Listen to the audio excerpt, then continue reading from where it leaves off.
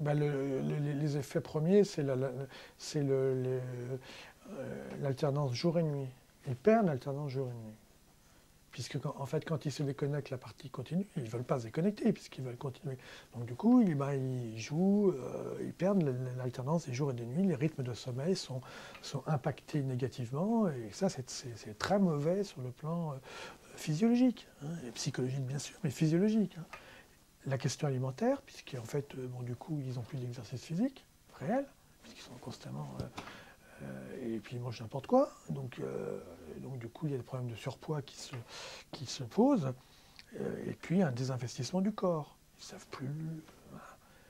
Et comme il faut rester éveillé, il y a souvent polytoxicomanie. C'est-à-dire qu'ils fument du cannabis en même temps pour pouvoir, ou qu'ils prennent des drogues, ou des amphètes pour pouvoir rester éveillé. Donc non seulement il y a la perte du monde réel, mais il y a l'investissement absolu du monde virtuel, la perte de jour et de nuit, et puis les prises d'autres toxiques pour pouvoir tenir.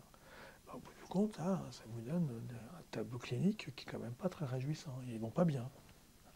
Plus la culpabilité de sentir qu'on n'est pas bien, et qu'on ne fait pas ce qu'on fait, la pression parentale, le regard des autres, ils sont dans un cercle vicieux et ils s'enfoncent.